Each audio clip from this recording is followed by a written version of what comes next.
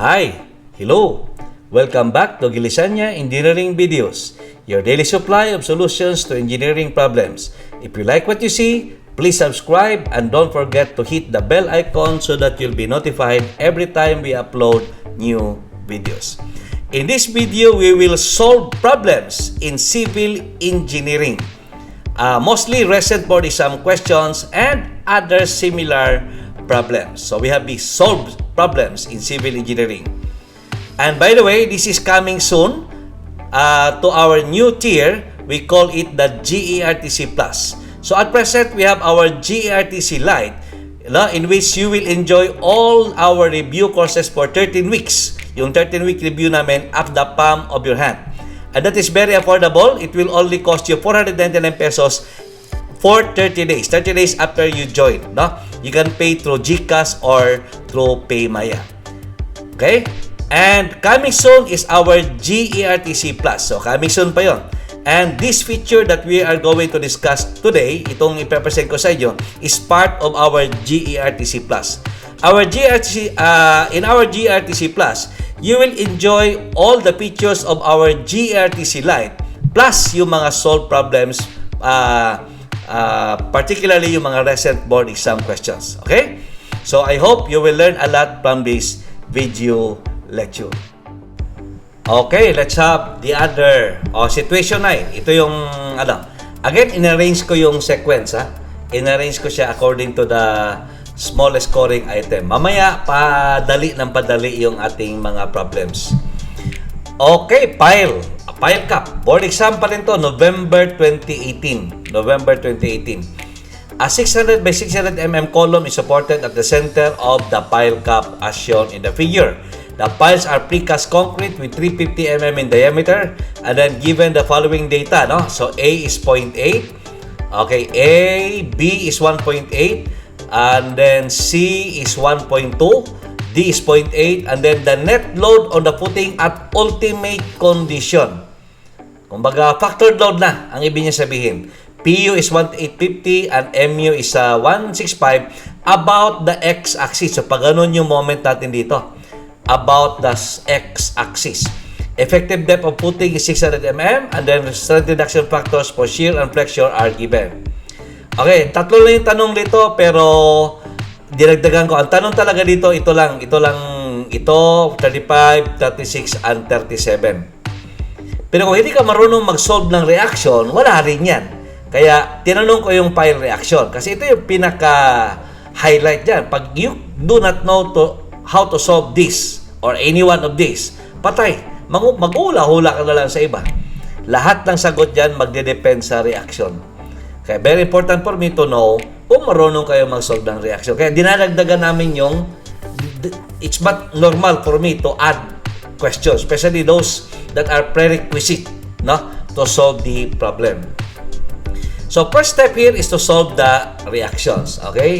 I-move ko muna yung mukha ko. Okay, by the way, pasinin natin muna yung sagot nyo, ha? Okay, part 1, tinan natin, no? Part 1, 38%, 39%. Dito ka magtaka. Bakit sa reaction na to, kunti nakakuha, pero mas maraming nakakuha ng letter number 35? Kasi kung mali sa dyan, most likely, paano niya makuha yung any one of the answers here? No? 36%, pero malaki yung sagot niya dito. Baka na-memorize na lang yung sagot. Na, yun yung, dito mo mahuhuli paano ginawa mo yung, kung hindi mo ma-solve yung prerequisite, mali ka doon sa mga prerequisite values, tama ka doon sa mga others, something's wrong. Na? And we are not only dealing with one examinee here. Pero ngayon, kunti lang kayo, no? Sa actual face-to-face refresher, masaya. Kasi, thousands, no? Maganda masyado yung statistics. Pero ito naman, alam kong yung natira dito sa refresher natin, ito talaga yung mga, huwag sabihin trying hard, pero talagang seryoso. No? Okay. Sige. Sandali. Pause mo na. Okay. Simulan natin. Okay. The dimensions, nilagay ko na, ha? Nilagay ko na. Okay. And then, let's draw this in 3D para klaro. Ayun, no? Okay. Yun, 3D. So, pile 1, 2, 3, 4, 5, 6, 7, 8, 9. Nilagay ko lang dyan, no? Okay, the distances are all given. Okay, the forces here, we have PU and MU. X, ha? X lang, hindi Y. Pag ganon. Pag ganon. Then, each pile will react like this. Okay, nilagay ko lang yung mga reaction niya. Alright. Now, ang gagamitin natin dito is the combined stress formula.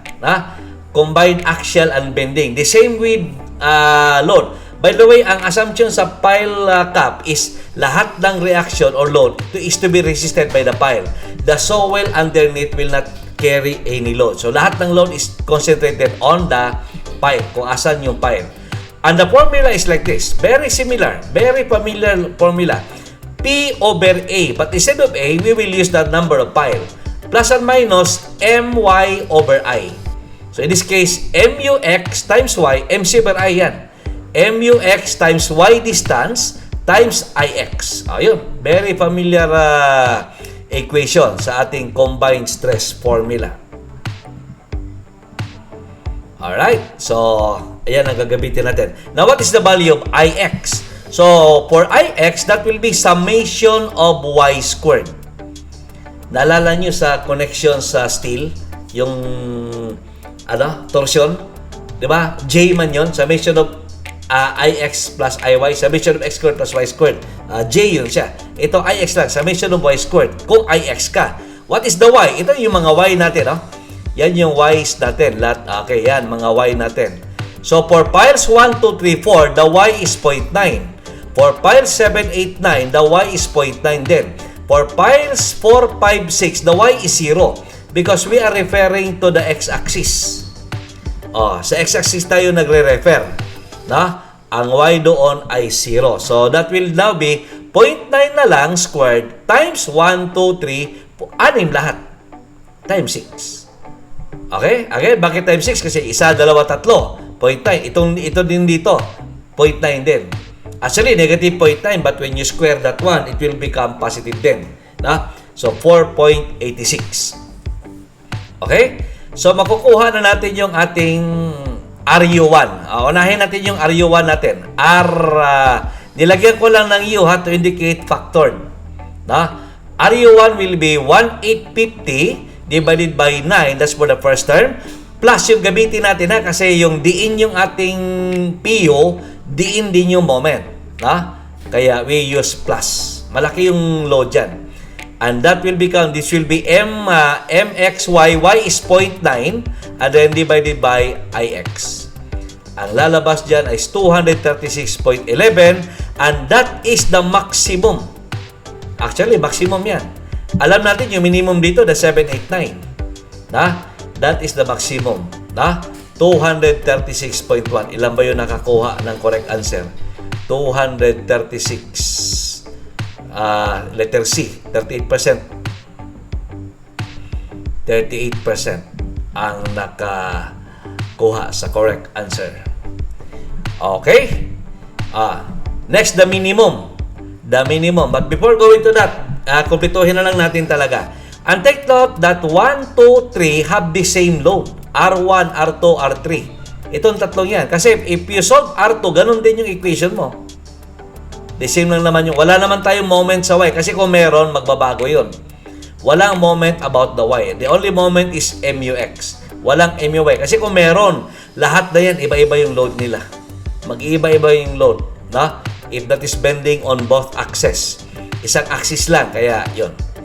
Next, your RU456. Okay? For that, merong moment pa rin, pero 0 yung Y. 0 yung Y para sa 4, 5, and 6 kasi ito yung x-axis natin. The Y distance of those piles from the x-axis is 0. Kaya the loads on those piles are only the direct load. Kaya it will only be RPU over 9 lang. 1,850 over 9. So direct load lang yung loads nila doon. 205.56. Okay? That is for the 4, 5, and 6. And for the 7, 8, and 9, the same formula, only na gagamitin natin dito is minus sign. Ganito pa rin, pero negative sign yung gamitin natin. And that will give you 175 kilonewton, and that's the minimum, letter B, Minimum yun. Na? Okay, ilan ba yung sumagot dyan? Letter B. Letter B, 36.11. Mas kakaunti. Maraming sumagot ng letter A. Maraming sumagot ng 205.6. Okay. Kasi 205.6 man yung direct load. No? Sorry. 175. Ayos. And again, 7, 8, and 9 have the same reactions. Pareho yung reaction sa 7, 8, and 9. Alright? So, that is equal to 175. Okay? Ayos ba? Na? Sige. So, we now have 33 and 34. So, let's continue. 35. Ito talaga yung tanong sa board exam. Itong tatlong ito. 35, 36, and 37. The punching shear stress around the square column. Ito. Ang punching shear stress around the square column. Alright. So, yung ating critical section sa punching shear is at a distance of d/2 from the face of the column. Diba? So, the column dimension is, yung column dimension, basahin nga natin. Nakalimutan kong makita. 600 by 600. The column dimension is 600 by 600. Binigay. D is 600. Kaya this will be d/2, d/2. Kaya magiging, ayan, d/2 yan. That will be d/2. So, yung dimension nito magiging another 600. So, 1.2 meters by 1.2 meters. No? Kasi magiging 300 yan. 300. So, magiging 1.2 meter lahat. 1.2 by 1.2 meter yung ating punch. Itong perimeter na yan. Okay? Now, ano ba yung punching shear stress? Ano ba yung punching shear stress? Okay, may formula yan. Actually, itong tanong na to, punching shear stress, wala na yan sa strength design. Pero this examiner, ginagamit niya pa rin. Ang ibig niya sabihin dyan, yung formula dyan is equal to the critical punching shear divided by phi BOD. Ito yung gagamitin natin. Yan yung hinahanap, punching shear stress. Yung mga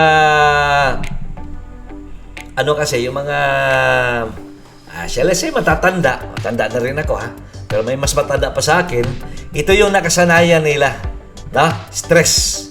Kaya yun na lang, adapt na lang natin. Alright, if we take that out, if we do the 3D of that, ang problema kasi dito yung BU. Paano mo solve yung BU? Ano ba yung BU? Diba, most students have this one. BU is the total force acting outside of the critical section. Pwede. I-add mo lahat yung 1, 2, 3, 6, 9, 8, 7, tsaka 4. Adding all those are the total force acting outside of the critical section. Pwede mo gamitin yun.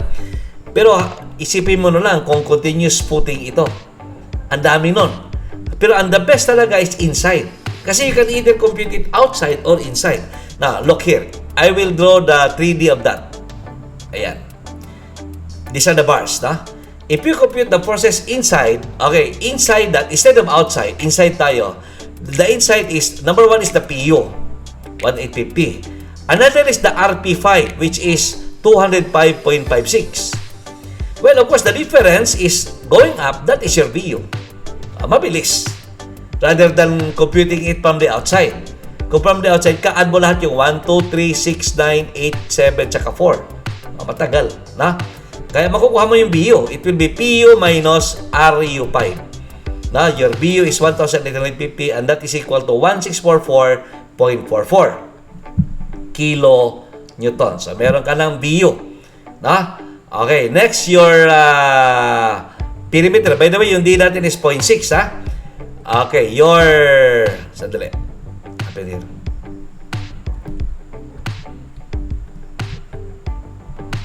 Ito yung hinahanap na stress, na? Ito. The perimeter is within the BO, na? Ito, 1.2, 1.2, so 1.2 times 4, no? Or 4,000 or 4.8 meters or 4,800 mm. So the punching shear stress is given by this formula. Sinulat ko dito kanina. Okay. BU over phi BOD. BO is 4,800 mm. The depth is 600 mm. Binigay sa problem yan. Ang reduction factor naman is 0.75. So, the sagot is 0.761 megapascal. Pascal. Okay? 0.761, letter D ang sagot. Alright, ano ba yung sagot ng karamihan? Agay. Sorry. Tama, majority pala.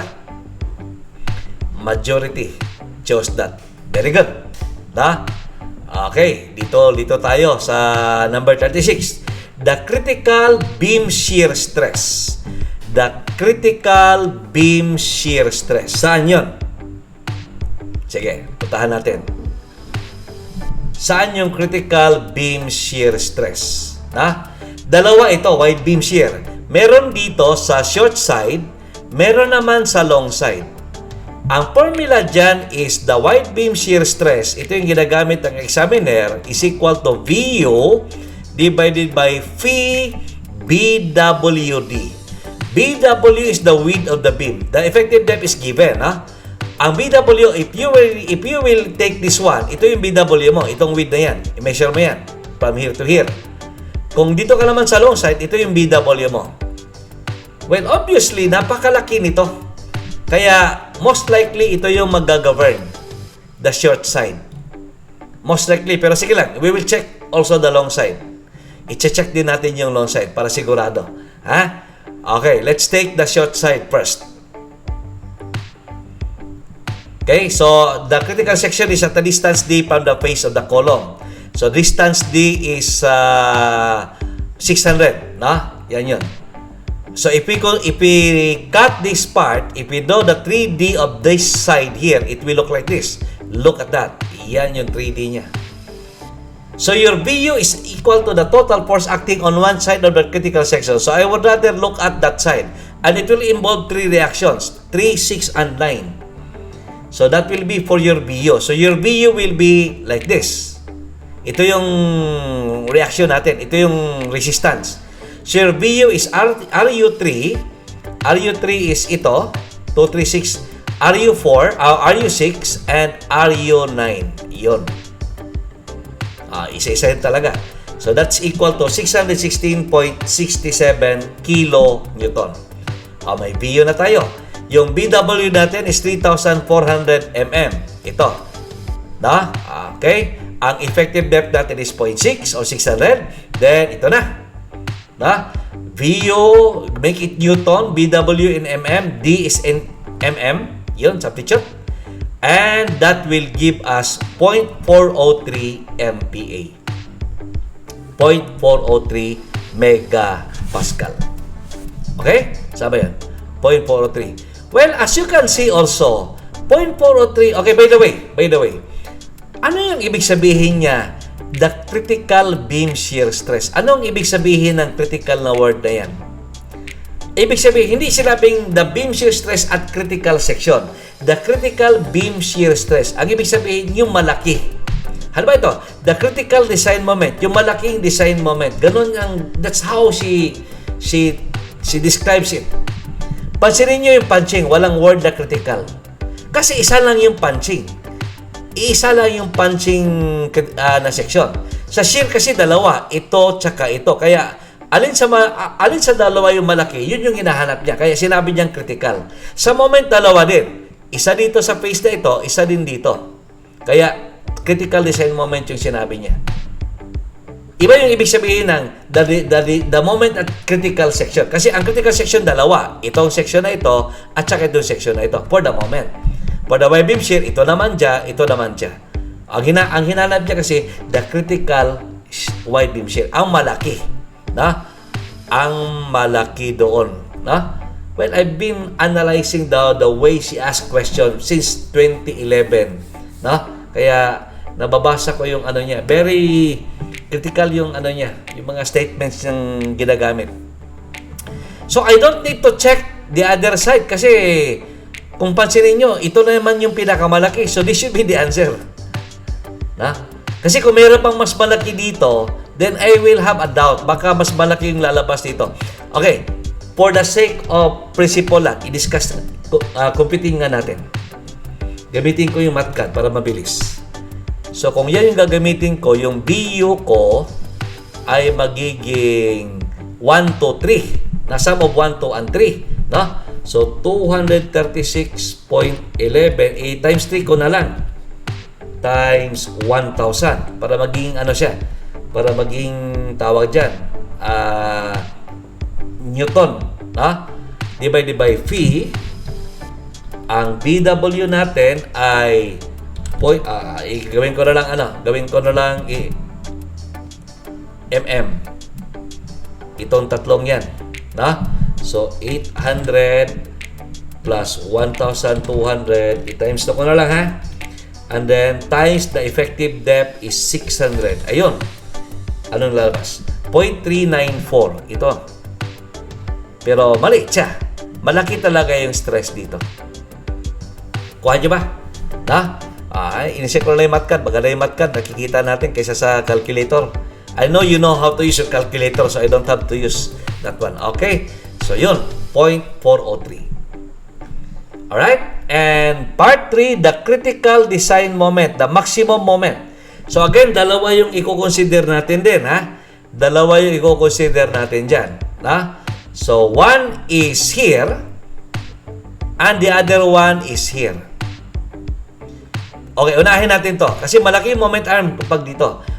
Kung dito ka, yung moment lang dyan. So, the moment arm is, let's compute it on the other side. Ito yung moment arm natin, 0.9.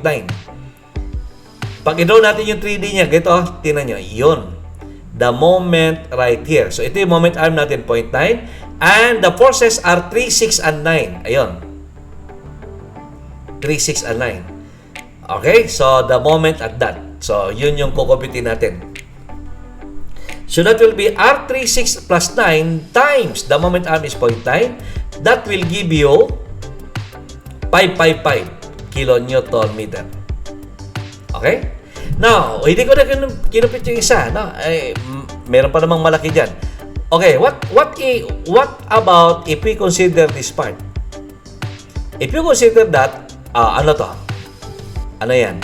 That will be 0.9. Okay, 0.9 divided minus 0.3. 0.6. 0.6. So, that will be 1, 2, 3 times 0.6. Okay, check na natin. Reactions 1, 2, 3. 1, 2, and 3 times 0.6. So, for 1, 2, and 3, okay, that will be 236.11 times 3 na lang. Okay, times 0.6. 424.9. 425. Malaki pa rin yung 555. Ito yung moment at this critical section. Kasi sinabi sa ko, the moment in footing is computed at the face of the column, pedestal, or wall. At the face of the column, pedestal, or wall. Kaya yun. Alright, so that's it. So that is for number 37. And ilan ba yung sumagot dyan? Tingnan natin yung stats. Bisitahin natin ulit yung statistics natin. 33% yung nakakuha. Mababa talaga siya. Mababa. Pero ito yung katakataka. Bakit marami pa nakasolve dito kaysa sa dito? Sa dalawang ito. Kasi pag hindi mo nasolve itong dalawang yan, malabong masolve mo to. Nakuha yung ibig kong sabihin. Kasi you need the reaction to solve that. Kaya, dinadagdagan ko talaga yung tanong just for the sake of getting the stats. Para mahuli ko kayo. I'm not talking only of design here or structural. Kahit na sa hydraulics, kahit na sa math, ganito rin yan. Ganito rin yung magiging principle. Alright, so stop mo.